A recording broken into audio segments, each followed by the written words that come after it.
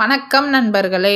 இந்த வீடியோவில் மயிலாடுதுறை மாவட்டத்தில் அமைந்திருக்கக்கூடிய மகேந்திரப்பள்ளி திருமேனி அழகர் திருக்கோவிலை பற்றி தான் பார்க்க போகிறோம். வாங்க பார்க்கலாம்.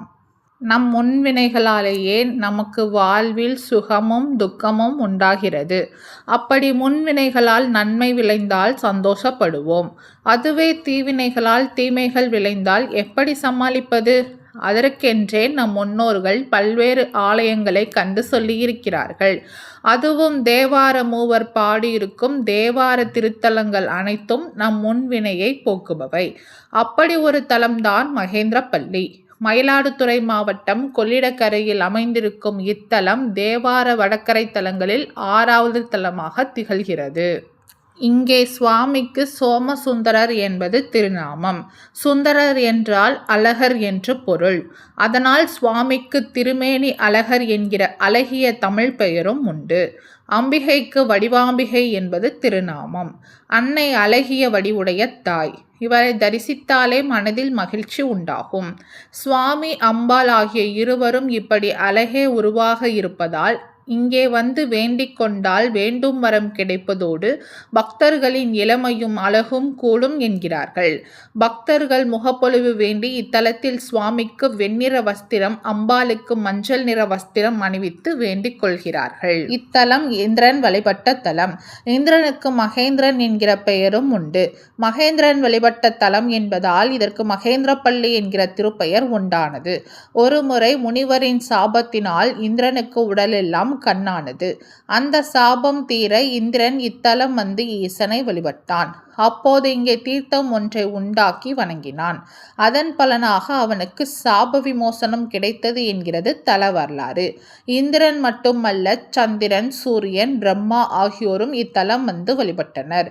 எனவே இத்தலம் வந்து வேண்டிக் கொண்டால் முன்வினைகளால் ஏற்படும் தீய பலன்கள் தீரும், ஆனந்த வாழ்வு கிட்டும் என்கிறார்கள்.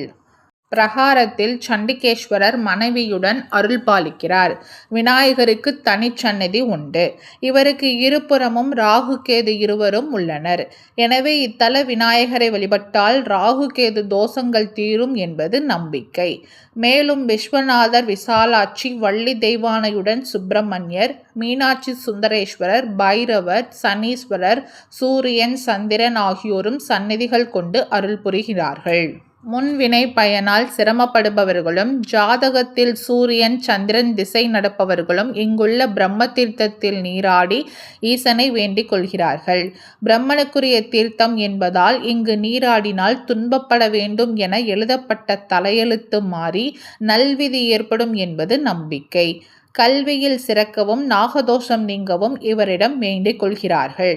பங்குனி மாதத்தில் சுவாமியின் மீது சூரிய கதிர்கள் விழுந்து வணங்கும் காட்சி அற்புதமானது. சிவன் சந்நிதி கோஷ்டத்தில் தட்சிணாமூர்த்தி காட்சி தருகிறார். மகேந்திரப்பள்ளிக்கு வந்து வழிபட்டால் இன்பம் எல்லாம் பெறலாம் என்பது வள்ளலார் வாக்கு. கோவிலுக்கு எதிரே இருக்கும் திருக்குளத்துக்கு மகேந்திர தீர்த்தம் என்று பெயர். இந்திரன் உருவாக்கிய தீர்த்தம் என்பதால் இதற்கு மகேந்திர தீர்த்தம் என்று பெயர் உண்டாயிற்று. இந்த தலத்துக்கு வந்து ஒரு மண்டல காலம் இந்த தீர்த்தத்தில் நீராடி இறைவனை வணங்கி வந்தால் சகல நோய்களும் தீரும் என்பது நம்பிக்கை. கோடையிலும் இந்த தீர்த்தம் வற்றுவதே இல்லை என்கிறார்கள் பக்தர்கள். வாய்ப்பிருக்கும் அன்பர்கள் ஒரு முறை மகேந்திரப்பள்ளிக்கு சென்று வாருங்கள். நீங்கள் கேட்கும் வரம் கிடைப்பதோடு உங்கள் இளமை அழகும் கூடும். இந்த வீடியோ உங்களுக்கு பிடிச்சிருந்தால் லைக் பண்ணுங்க, ஷேர் பண்ணுங்க, சப்ஸ்கிரைப் பண்ணுங்க. மறக்காம அடுத்து எந்த கோவிலை பற்றி பார்க்கலான்றதை கமெண்ட்ல சொல்லுங்க. நன்றி மக்களே.